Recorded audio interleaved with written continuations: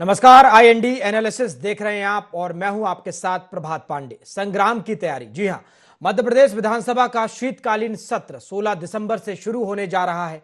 सत्र में सियासी संग्राम मचने के पूरे आसार हैं। विजयपुर विधानसभा के उपचुनाव में मिली जीत और बुदनी की बढ़त के बाद कांग्रेस फ्रंट फुट पर आ गई है। वो चुनावी वादों पर सरकार को घेरने की पूरी तैयारी में है। वहीं सत्ता पक्ष भी पलटवार की रणनीति बना रहा है।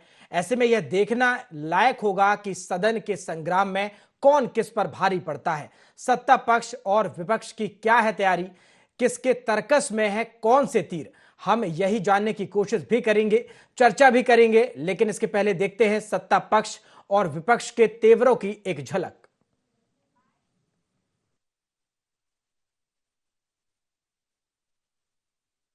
₹1000 कुंटल सोयाबीन के दाम दो, नहीं तो किसान का बेटा सड़क पे मिलेगा। 3100 धान के दाम दो, नहीं तो किसान चुप रहने वालों में से है ही नहीं, न कांग्रेस है। 2700 रुपए गेहूं के दाम दो की शुरुआत कर रहे हैं इस लड़ाई की कि इनको इनका घोषणा पत्र पूरा करना चाहिए।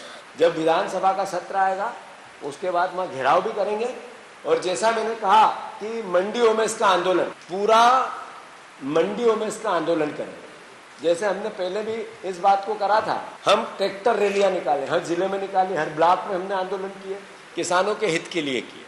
अब हम ये लड़ाई को और बड़ी करेंगे और किसानों का हक, अधिकार इस सरकार ने जो वादे किए पूरे करने के लिए इनको मजबूर करेंगे। तो मैं समझता हूं कि भारतीय जनता पार्टी को 1 साल के कार्यकाल का श्वेत पत्र लाना चाहिए और प्रदेश की जनता के खिलाफ जो वादा खिलाफी की है, सभी मुद्दे हैं, किसान है, युवा है, जो वादे हैं उन सभी को लेके कांग्रेस पार्टी घेरेगी। किसान हितैषी पार्टी भारतीय जनता पार्टी है। जब भी भारतीय जनता पार्टी रही है तो किसान कल्याण कार्यक्रम हुए, किसानों के कल्याण निधि हो, किसान की सम्मान निधि हो, इसका काम भी अगर किया है तो भारतीय जनता पार्टी की सरकारों में, चाहे नरेंद्र मोदी जी की सरकार हो या मध्य प्रदेश में पहले शिवराज जी की, आज डॉक्टर मोहन यादव जी की सरकार हो, किया है। दिग्विजय सिंह मुख्यमंत्री थे, किसानों पर गोलियां चलाई गई थी। मध्य प्रदेश में जब आपकी सरकार बनी, कमलनाथ जी की सरकार बनी, उस समय चुनाव के पहले वादा किया गया था कि प्रत्येक किसान का 2 लाख रुपए तक का कर्ज माफ होगा। जहां जहां आपकी सरकारें हैं वहां पर किसानों की क्या हालत कर रखी है ये आप जानते हो, पूरा देश जानता है। हम गर्व के साथ कह सकते हैं पूरे देश में किसान संपन्नता की ओर बढ़ रहा है। मध्य प्रदेश में कृषि का रकबा बढ़ा है और मध्य प्रदेश में किसान प्रसन्न है। तो मध्य प्रदेश विधानसभा का शीतकालीन सत्र अब 16 दिसंबर से शुरू होने जा रहा है और सत्र को लेकर दोनों ही पार्टियां, पक्ष हो या विपक्ष, तैयारियां कर रही हैं और इस सत्र में हंगामे के आसार भी जो हैं वो बनते हुए नजर आ रहे हैं, क्योंकि मुद्दों की जो है वो भरमार नजर आ रही है और उपचुनाव का कहीं ना कहीं असर भी इस सत्र में देखने को मिलेगा और इसी पर हम चर्चा भी करेंगे। हमारे साथ कुछ खास मेहमान जुड़ गए हैं, आपका परिचय करा दूं। हमारे साथ आशीष तिवारी जी, सह मीडिया प्रभारी हैं मध्य प्रदेश भाजपा के। आशीष जी, स्वागत है आपका IND 24 पर। और साथ ही साथ कांग्रेस का पक्ष रखेंगे पवन पटेल जी, सचिव है मध्य प्रदेश कांग्रेस के। सचिव जी, पवन जी, आपका भी बहुत बहुत स्वागत है। और साथ ही साथ आशीष दुबे जी, वरिष्ठ पत्रकार हैं। आशीष जी, बहुत बहुत स्वागत है आपका। और चर्चा की शुरुआत आशीष जी आपके साथ ही करूंगा। 16 दिसंबर से मध्य प्रदेश विधानसभा का शीतकालीन सत्र शुरू होने जा रहा है और इस बार अगर देखा जाए तो कहीं ना कहीं मुद्दों की जो भरमार नजर आ रही है, किस तरह से बीजेपी ने, सरकार ने इस सत्र को लेकर तैयारियां की हुई है? देखिए, जब सत्र प्रारंभ होता है तो उसके पहले सरकार अपनी तैयारी करती है कि हमें इस सत्र में क्या क्या विषय रखने हैं और कितनी जनहितैषी योजनाओं को आगे बढ़ाना है। हम मध्य प्रदेश के अंदर यदि हमारी सरकार को पहचाना जाता है तो किसान हितैषी सरकार के रूप में पहचाना जाता है। हम जब सरकार में आए तब से लेके अब तक हमने किसानों की आय बढ़ाने के लिए काम किया। हमने किसानों को उनके जो उपकरण हैं उनमें सब्सिडी देने का काम किया। हमने खेती के जो रकबा है उसको सिंचित करने का काम किया और यही कारण था कि एक लंबे समय तक, जब केंद्र में कांग्रेस की सरकार भी थी, उस समय से अभी तक हमें लगातार कृषि कर्मण अवार्ड मिलता रहा। तो कृषि के क्षेत्र में हम काम करने में आगे रहे, यही कारण है कि किसान भाई हमारे साथ थे। और जब मध्य प्रदेश के अंदर हमारी सरकार बनी तो उस समय उस सरकार में यदि देखा जाए, जब वोट प्रतिशत को भी हम आकलित करते हैं तो हमें किसानों का, युवाओं का और महिलाओं का, इन 3 वर्ग का बहुत ही तेजी के साथ में वोट मिला और आज हम एक अच्छी स्थिति में मध्य प्रदेश के अंदर स्थापित हो गए हैं। तो मूलतः हम किसानों के हित में काम करने वाली सरकार के रूप में जाने जाते हैं। और मैं मध्य प्रदेश ही नहीं, मैं सारे देश में कह रहा हूं कि आज मध्य प्रदेश के गेहूं की मांग दिल्ली और मुंबई में भी होती है कि मध्य प्रदेश का गेहूं के अगर यदि दुकान वाला बताता है कि मध्य प्रदेश का गेहूं है तो उसे लोग खरीदने के लिए आतुर होते हैं। तो ये हमारी आय उत्पादन बढ़ाने की जो क्षमता थी उसमें हम आगे निकले हैं। आज हम पंजाब के का मुकाबला कर रहे हैं। तो मुझे ऐसा लगता है कि आने वाले समय में कृषि को और संबल मिलेगा। इसके लिए भी मध्य प्रदेश की सरकार की योजनाएं आएंगी। बिल्कुल बिल्कुल ठीक है। आशीष तिवारी जी, आपने तमाम अपनी बातें कही कि आप पूरी तरह से सत्र में कहीं ना कहीं तैयारी के साथ जाएंगे। हमारे साथ कांग्रेस का पक्ष रखने के लिए पवन पटेल जी भी हैं। पवन जी, सत्र शुरू हो रहा है 16 दिसंबर से, शीतकालीन ये सत्र होगा और जो सत्ता पक्ष है वो कह रहा है कि उसने तमाम तैयारियां की हुई हैं। विपक्ष किस तरह से इस बार सरकार को घेरने की तैयारी में है? क्या कुछ जो मुद्दे हैं इस बार रहने वाले हैं, किस तरह से विपक्ष ने तैयारियां की हुई हैं? में आ रहे कि बोल रहे हैं हम किसानों के हित में काम करने वाले हैं, किसानों को खाद नहीं मिली, 750 किसान यानी कि राज्य में शहीद हो गए।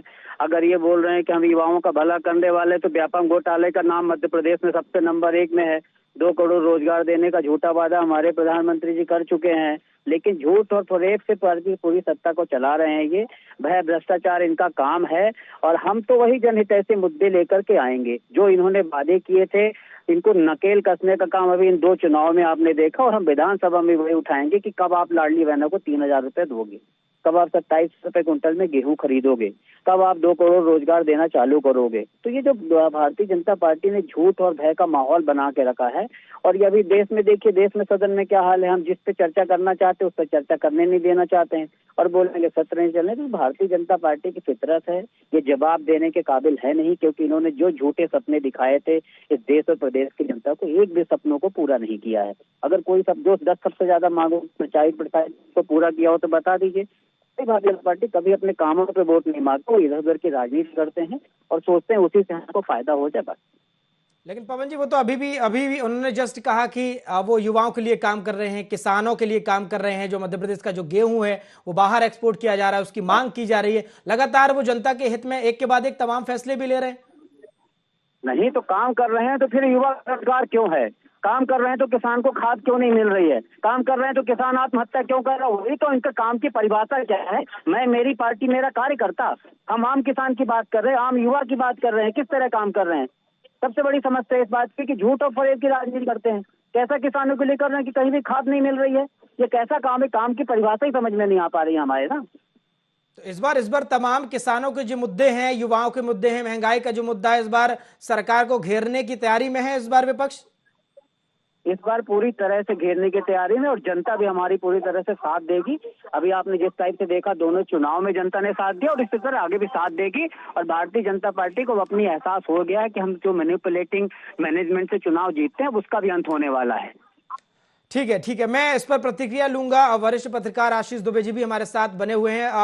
आशीष जी, 16 दिसंबर से मध्य प्रदेश विधानसभा का शीतकालीन सत्र शुरू हो रहा है और जैसा कि हमने कई बार पिछले सत्रों में देखा है कि काम कम हंगामा ज्यादा होता है, और इस बार क्या लग रहा है, क्या इस बार काम होगा या हंगामा होगा? देखिए, ये तो निर्भर करेगा कि उस समय क्या परिस्थितियां बनती हैं। अभी 2 हफ्ते से ज्यादा वक्त है सत्र शुरू होने का।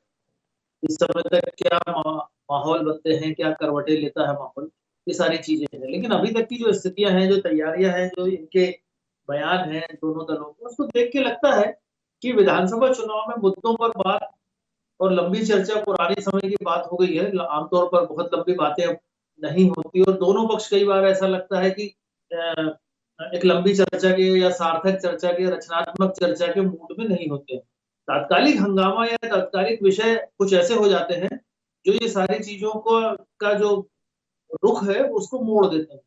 तो अभी जो स्थितियां हैं, मुझे लगता है कि जो अभी जो 2 चुनाव हुए हैं और खासतौर पर विजयपुर चुनाव में जो बीजेपी को हार मिली है, कांग्रेस को जीत मिली है, तो ये जो एक फैक्टर है, ये विधानसभा का जो सत्र चलेगा उसमें कुछ दिन मुझे लगता है शुरू में हावी रहेगा और कांग्रेस इस पर पॉलिटिकल माइलेज लेने की कोशिश करेगी या जो माइलेज इसको मिला है उसके आधार पर सत्ता पक्ष पे दबाव बनाने की कोशिश करेगी। देखिए, स्वाभाविक रूप से मुद्दे तो हैं खाद की समस्या जो किसानों के सामने आई है वो है, कानून व्यवस्था की कुछ घटनाएं हुई हैं जो हैं, जिस पर कांग्रेस कहती है हम बात करेंगे। तो ऐसे वक्त में बीजेपी के पास भी अपना है कि सरकार के 1 साल पूरा होने वाला है, सरकार अपनी उपलब्धियां बताने की कोशिश करेगी, और इन सब के बीच में जो जो परिस्थितियां बनेगी वो सिर्फ यही इशारा करती हैं कि दोनों पक्ष जो है एक दूसरे पर हावी होने की, एक दूसरे को कमतर दिखाने की कोशिश करेंगे। इसलिए ये सत्र वैसे बहुत महत्वपूर्ण होता है, संसद का जो शीतकालीन सत्र होता है, विधानसभा का जो शीतकालीन सत्र है, उसमें जरूरत इस बात की होगी कि अगर कांग्रेस को कोई एनर्जी मिली है, कोई बूस्टर मिला है, तो वो उसका फायदा करके सरकार को, क्योंकि विपक्ष का पहला दायित्व होता है कि वो सरकार को जनहित के मुद्दों पर जवाब देने के लिए मजबूर करे या उसे सही तरीके से घेरे और सही राह पर लाने की कोशिश करे। अगर इस तरह का कोई संगठित रूप से कांग्रेस तैयारी करके, रचनात्मक रूप से, संगठित रूप से सरकार पर सदन के भीतर यदि एक लय में ठीक है, ठीक है आगे आशीष बढ़ती जी, है, लौटूंगा घेरने की कोशिश लौटूंगा मैं करती है, आप मुझे लगता है कि बड़ी चर्चा का विषय जी का जी जी, लौटूंगा मैं आशीष जी दरवाजा आपके खुल पास। सकता है। आशीष तिवारी जी, मैं आपका रुख कर रहा हूं। आपने एक मुद्दा बताया, आपने समस्या बताई कि किसानों की समस्या पर हम काम कर रहे हैं, और पवन पटेल जी ने बता दिया है कि किस तरह से मध्य प्रदेश में किसान जो हैं वो खाद को लेकर परेशान है। एक और किसानों से जुड़ी समस्या उन्होंने आपको बताया है। और ऐसे में अगर देखा जाए तो सरकार, जिस तरह से अभी चुनाव हुए हैं, उपचुनाव का जो रिजल्ट रहा है, आप क्या मानते हैं, क्या कांग्रेस इस बार पूरी तैयारी के साथ आएगी? क्योंकि जिस तरह से पिछले जो चुनाव होते आए हैं, कांग्रेस को कोई खास और बड़ी जीत नहीं मिली है, लेकिन इन चुनावों में कांग्रेस ने कहीं ना कहीं जिस तरह से जीत हासिल की है, उसका असर भी इस सत्र पर देखने को मिलेगा। विपक्ष क्या सरकार पर हमलावर रह सकता है इस बार? देखिए, विजयपुर चुनाव की जहां तक हम चर्चा करते हैं, तो विजयपुर चुनाव के लिए मैं बहुत स्पष्ट रूप से कहना चाहता हूं, विजयपुर की सीट एक लंबे समय से कांग्रेस के हाथ में रही है। और हम जब इस चुनाव में उतरे तो निश्चित तौर पर मैं तो ये मानता हूं हमारा वोट प्रतिशत बढ़ा है, और हम बहुत लंबे नहीं हारे, ये महत्वपूर्ण बात है। तो हम विजयपुर चुनाव में तो हमें बहुत सारी चीजों को और भी नया सीखने को मिला है कि हम आने वाले समय में चुनाव में हमें जो हमारी रणनीति होगी वो किस प्रकार की होगी। और भारतीय जनता पार्टी तो बहुत स्पष्ट रूप से इस बात को स्वीकार करती है कि यदि हम हारे हैं तो हम उसकी समीक्षा करते हैं, और यदि हम जीतते हैं तो उसकी भी हम समीक्षा करते हैं। तो हम विजयपुर चुनाव की समीक्षा कर रहे हैं, और आने वाले समय में उससे सीख कर हम अगले चुनाव में उतरेंगे। जहां दूसरी ओर बात है कांग्रेस की, तो कांग्रेस इस सत्र में मुझे ऐसा लगता है कि उसने सरकार के साथ में खड़े होना चाहिए उन मुद्दों पर जो मुद्दे जनहितैषी हैं। और साथ ही साथ एक बात और मैं कहना चाहता हूं, विपक्ष निश्चित तौर पर आक्रामक रहे, परंतु विपक्ष अपनी मर्यादा में भी रहे, क्योंकि सत्र चलने से जनता के हितों के काम हो पाते हैं और जनहितैषी योजनाएं आगे बढ़ पाती हैं। आशीष तो आशीष मुझे जी, ऐसा लेकिन लगता कहीं ना है कि कहीं कांग्रेस की जो परिस्थितियां मैं देख रहा सत्र हूं, को केवल चलाने की एक जिम्मेदारी विरोध सत्ता शब्द पक्ष की उन्होंने होती है। याद कर लिया है और उस पर विरोध करने का काम कर रहे हैं। जी जी, सत्र को चलाने जी। की चूंकि जिम्मेदारी सत्ता पक्ष की होती है, और पिछली बार जितने भी सत्र रहे हैं, कहीं ना कहीं ज्यादा जो समय रहा है सदन का, वो हंगामे की भेंट ही चढ़ गया है, काम तो हो नहीं पाया जनता का। देखिए, कांग्रेस एक योजना बना के आती है कि हमें सत्र नहीं चलाने देना है, और बार बार जो ये बात कहते हैं कि हम संसद के अंदर बोलने नहीं देते, हम विधानसभा के अंदर बोलने नहीं देते, तो ये इनके झूठे आरोप हैं। आज सत्र प्रारंभ होगा, आप बोलिए ना, आप कौन रोकता है, परंतु ये क्या करेंगे, उस समय ऐसे मुद्दों को उठाएंगे जिससे हंगामा हो और माहौल गंदा हो। ये प्रभावित करने, अनुशासनहीनता करते हैं इनके विधायक और सांसदों की स्थिति ये रहती है। तो आदरणीय विधायक गणों से भी मेरा आग्रह है कि आप इस सत्र में एक अच्छे विधायक के रूप में उपस्थित होकर सरकार की जो मुख्य मुद्दे हैं जिन पर हमें चर्चा करनी चाहिए, जिनसे जनता को लाभ हो, उस पर आप चर्चा करें, सारी बात रखें। और मुझे ऐसा लगता है कि हमारे जो यशस्वी मुख्यमंत्री जी मोहन यादव जी हैं, वो निश्चित तौर पर कुछ बड़ी उपलब्धियां जरूर देंगे। ठीक है पवन जी, जवाब दीजिए, चूंकि सत्र चालू होगा, सदन का चलना बहुत जरूरी है ताकि जनता से जुड़े जो काम है वो हो सके, और बीजेपी यही आरोप लगा रही है कि आप हर बार हंगामा करते हैं, बेवजह की जो चीजें हैं वो करते हैं, और उसकी वजह से सत्र नहीं चलता, जिसकी वजह से जनता के काम जो है वो अटके रहते हैं। वही तो सबसे बड़ी समस्या है कि बीजेपी सभी परिभाषाओं को अपने हिसाब से मोल्ड कर देती है। जो बीजेपी का विरोध करेगा वो देशद्रोही हो जाएगा। अब अडानी को पूरी दुनिया जो है निगलेक्ट कर रही है, अडानी को कर रही है कि भाई अडानी के ऊपर केस जारी हो जा रहे हैं, और पूरी भारतीय जनता पार्टी उनके प्रवक्ता बनने का प्रयास कर रही है। अब अडानी पे हम मुद्दा करेंगे तो जनता से संबंधित मुद्दा नहीं है, हम किसानों की बात करेंगे तो जनता से संबंधित मुद्दा नहीं है, हम बेरोजगारी की बात करेंगे तो जनता से संबंधित मुद्दा नहीं है।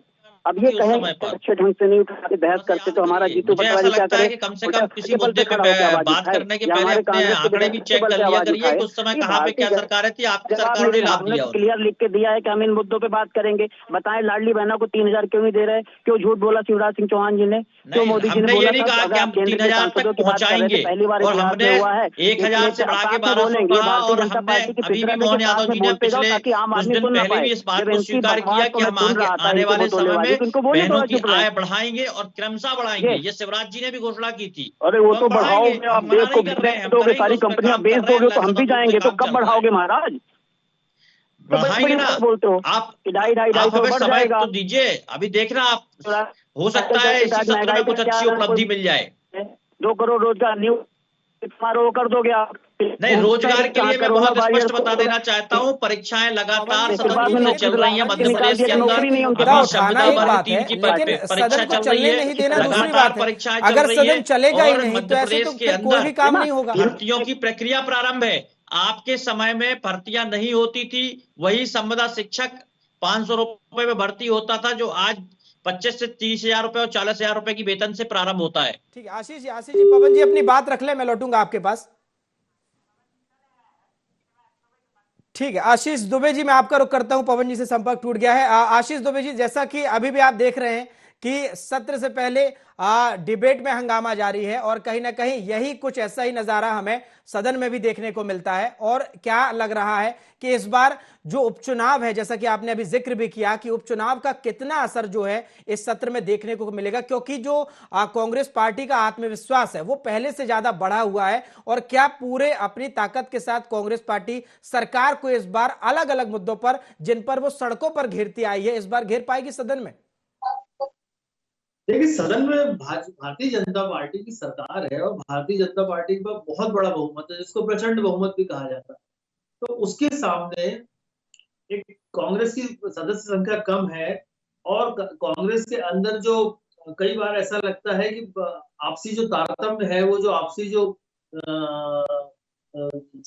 ट्यूनिंग है वो जम नहीं पाती है, इसलिए कई बार मुद्दों पे घेराव हो नहीं पाता है। यदि कांग्रेस, मैंने पहले भी कहा कि संगठित होगी कांग्रेस विधायक दल, यदि भाजपा को, सरकार को समस्याओं पे या जो वास्तविक मुद्दे उन पे घेरने की कोशिश करेगा, तो उसकी सफलता होगी। एक उपचुनाव की जीत के बाद ये नहीं माना जा सकता कि कांग्रेस जो है 160-65 सदस्यीय जो भाजपा का पक्ष, भाजपा सत्ता पक्ष, उस पर हावी हो जाएगी। हावी होने के लिए बहुत तैयारी करनी पड़ेगी, जोश भर से काम नहीं होगा। कांग्रेस को चाहिए कि वो विपक्ष का सही रोल अदा करे। यदि उसकी किसी भी मुहिम से, सदन के अंदर की किसी मुहिम से किसानों को या कोई फायदा मिलता है वास्तव में, तो ये उसकी बड़ी जीत होगी। तो कोशिश कांग्रेस को भी करनी पड़ेगी कि वो रचनात्मक रवैया अपनाते हुए सरकार को चर्चा के लिए मजबूर करे और जवाब के लिए मजबूर करे, वरना भाजपा के पास एक बड़ा मैकेनिज्म है इस पूरे कांग्रेस के मुकाबले में। तो इसलिए उसको, उसके सामने टिकने के लिए बड़ी तैयारी होगी। एक चुनावी जीत का मुद्दा 1 दिन 2 दिन हो सकता है, बाद में कांग्रेस को अपनी तैयारियों पे, अपने तर्कों पे और तथ्यों के आधार पे ही सरकार को घेरना पड़ेगा। ठीक है आशीष दुबे जी, लौटूंगा मैं आपके पास। पवन जी, आशीष दुबे जी वरिष्ठ पत्रकार हैं, वो यही कह रहे हैं कि कांग्रेस को बहुत ज्यादा असर नहीं पड़ेगा इस जीत से।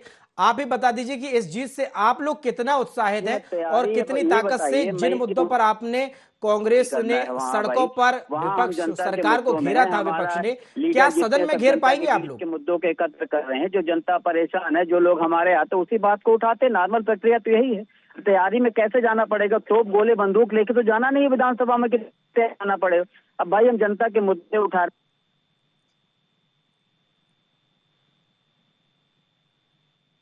ठीक है, शायद कुछ तकनीकी समस्या है। आशीष जी, मैं आपका ही रुख करूंगा। आशीष जी, जैसा कि लगातार हम देख रहे हैं कि लगातार हंगामा की बात ही चल रही है कि अलग अलग जो सत्र हुए हैं उनमें जो ज्यादातर समय सदन का होता है वो हंगामे की भेंट चढ़ जाता है, और इसको लेकर इस बार कोशिश जरूर रहेगी कि आप लोग जो है अच्छे से सदन को चला सकें। लेकिन एक और जो बड़ा सवाल मैं आपसे करने जा रहा हूं, निर्मला सप्रे का जिस तरह से मामला उठाया जा रहा है या जिस तरह से ये पूरा विवाद चल रहा है, और चूंकि अब सदन भी चालू होने वाला है और सदन का कहीं ना कहीं वो हिस्सा भी है, बीजेपी का उस पर क्या टेक है? आखिर जिस तरह से बीजेपी के तमाम कार्यक्रमों में वो शामिल हो रही है, लेकिन अभी कहीं ना कहीं बीजेपी जो है उन्होंने बीजेपी ज्वाइन नहीं की है। ऐसे में निर्मला सप्रे पर आप लोगों का क्या टेक है? देखिए, सबसे बड़ी बात तो ये समझने की है कि कांग्रेस के नेता ये नहीं समझ पा रहे हैं कि उनके विधायक गण, सांसद गण, उनके कार्यकर्ता क्यों कांग्रेस को छोड़ रहे हैं। आज कांग्रेस के नेतृत्व की स्थिति क्या हो गई है कि वो अपने विधायकों को नहीं संभाल पा रहे हैं, वो अपने सांसदों को नहीं संभाल पा रहे हैं, वो अपने कार्यकर्ताओं को नहीं संभाल पा रहे हैं, उनके पदाधिकारी भाग रहे हैं। क्यों भाग रहे हैं? इसका मतलब है कि कांग्रेस के अंदर विचारधारा नहीं रह गई। कांग्रेस के अंदर का जो संविधान है कांग्रेस का, उस पर कांग्रेसी काम नहीं कर रहे हैं और कांग्रेस के प्रति लोगों का भाव खत्म हो गया है कि वो कांग्रेस नहीं रह गई जो एक समय पे कांग्रेस हुआ करती थी। तो आज कांग्रेस को लोग छोड़कर आ रहे हैं। और जहां तक ये महत्वपूर्ण विषय है तो मैं इस पर बहुत स्पष्ट कर देना चाहता हूं, कांग्रेस के ही नेता माननीय न्यायालय में गए हुए हैं। जबलपुर हाई कोर्ट में उन्होंने याचिका भी दायर की हुई है इस विषय को लेकर। तो आने वाले समय में इस पर माननीय न्यायालय निर्णय करेंगे। परंतु बहुत स्पष्ट रूप से एक बात कहना चाहता हूं कि कांग्रेस अपनी असफलताओं को भाजपा के सिर पर क्यों डालना चाह रही है। आज आपके विधायक छोड़ रहे हैं तो इसमें कमी किसकी है? कांग्रेस की कमी है। आप अपने विधायकों से चर्चा करिए, अपने सांसदों से चर्चा करिए, अपने कार्यकर्ताओं से चर्चा करिए। और आपकी विचारधारा के प्रति लोगों का भाव कम हो रहा है लगातार। उसका कारण है कि आप मुद्दा विहीन काम करते हैं। आपके पास मुद्दे नहीं है। आज भी आपके पास काम करने के लिए मुद्दे नहीं है। मैं लगातार देख रहा हूं कि एक लंबे समय से कांग्रेस के अंदर घमासान मचा हुआ है कुर्सी को लेकर। ठीक है, और ठीक है, ठीक है। चूंकि मैं समय की भी कहना कमी है चाहता हूं, और जीतू पवन पटेल पटवारी जी बड़ी मुश्किल से अपनी आपसे ही सवाल है। कार्यकारिणी आशीष जी के घोषित कर तमाम पाए सवालों हैं का और जवाब उसके तो आप बाद भी दीजिए। अभी आशीष जी चुनाव की लौटूंगा मैं। स्थितियां निर्मित हुई तो उसमें भी देखिए जीतू पटवारी जी के सिर पे ही हार का ठीकरा है चारों वही तरफ। रिपीट जी आशीष जी लौटूंगा मैं चूंकि पवन पटेल जी ने अपनी बात नहीं पूरी कर पाई है। पवन जी, आखिरी कमेंट में आपसे ही लूंगा कि जिस तरह से तमाम बातें की जा रही हैं, आखिर ये भी सवाल है कि निर्मला सप्रे का किस तरह से, जिस आप लोग हाई कोर्ट गए हैं, इतना समय आखिर आप लोगों को क्यों लग गया? आप लोगों ने आवेदन दे दिया है और प्रस्ताव दे दिया है कि वो आपकी तरफ से विपक्ष के दौरान नहीं बैठेंगी, सदन के दौरान वो सदन का हिस्सा कांग्रेस की तरफ से तो नहीं होंगी। ऐसे में निर्मला सप्रे को लेकर आगे किस तरह से जो है आप लोग करने वाले हैं, क्योंकि वो एक सदन का हिस्सा है। और दूसरा ये कि जिस तरह से आप लोगों ने जीत हासिल की उपचुनाव में, उसके बाद कितनी उत्साहित है कांग्रेस और कितना जो फायदा है इस बार सत्र में आपको मिलेगा इसका? देखिए, मेरे ख्याल से कोई भी व्यक्ति अगर जरा भी उसके जहन में समझदारी होगी तो सोचेगा निर्मला सप्रे वाले मेल में उसमें अब मुख्यमंत्री जी उनको बुला करके अपने साथ सदस्यता शामिल कराते हैं कि हाँ हमारी भाजपा के सदस्य 10 बार मुख्यमंत्री जी को उसमें देखा गया, अब उसको आप क्यों नहीं ले रहे हो?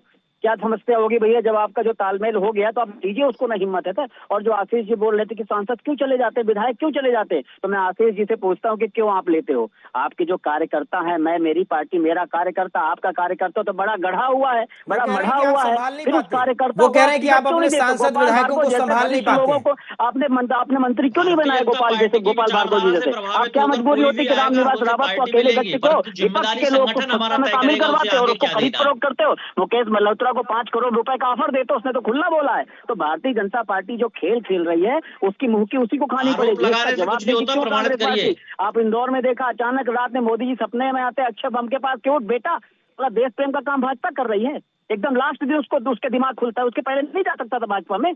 ये भारतीय जनता पार्टी आके 15 साल पुराने केस में अचानक धाराएं लग जाती है। पूरी दुनिया खेल देख रही है। 99% चार्ज हो जाती है। जो वोट डालो जीरो, जहां जो माँ बाप बोल रहे कि हमने वोट कांग्रेस को दिया, पूरा गांव बोल रहा कांग्रेस को वोट दिया और उसमें 0 वोट मिल जाता है। ये जो पूरा खेल खेल रहा है ना, जिस दिन इसका भांडा फोड़ पड़ेगा तब पता पड़ेगा कि कितना मैनेजमेंट से जीता है और कितना मोदी जी की जो काम है। कांग्रेस की आदत है कि जहां वो चुनाव जीतती है वहां लोकतंत्र की जीत होती है और जहां कांग्रेस हार जाती है वहां कहीं ना कहीं ईवीएम पे ठीकरा फोड़ा जाता है। पवन जी, आप भी कुछ ऐसा ही करते हुए नजर आ रहे हैं। फिलहाल चूंकि वक्त की कमी है इसलिए चर्चा को यहीं समाप्त करेंगे। देखना होगा कि शीतकालीन जो सत्र है वो किस तरह से होता है और कौन कौन से बड़े मुद्दे जो उठाए जाते हैं। आप तीनों मेहमानों का हमारे साथ जुड़ने के लिए शुक्रिया। तो संसद का शीतकालीन जो सत्र है 16 दिसंबर से शुरू होने जा रहा है और जैसा कि डिबेट में भी आपने देखा कि हंगामा अभी से शुरू हो रहा है सत्र को लेकर। सत्र में क्या कुछ होता है ये तो 20 दिसंबर के बाद ही देखने को मिलेगा। 16 दिसंबर से जब सत्र शुरू होगा, 20 दिसंबर को सत्र जो है वो खत्म होगा। और लेकिन जो मुद्दे हैं वो एक के बाद एक लगातार गर्म होते जा रहे हैं, चाहे वो ड्रग्स का मामला हो, लॉ एंड ऑर्डर का मामला हो, चाहे वो निर्मला सप्रे को लेकर हो या किसानों की बात हो। तमाम जो सरकार है वो कह रही है कि हम हर क्षेत्र में जनता के लिए काम कर रहे हैं। विपक्ष कह रहा है कि जो सरकार है वो हर मामलों में फेल नजर आ रही है। लेकिन ये चर्चा लंबी चल सकती है, लेकिन फिलहाल वक्त की कमी है, इसलिए चर्चा को हमने समाप्त किया। IND एनालिसिस में फिलहाल इतना ही। देश और दुनिया की तमाम खबरों के लिए आप देखते रहिए IND 24। नमस्कार।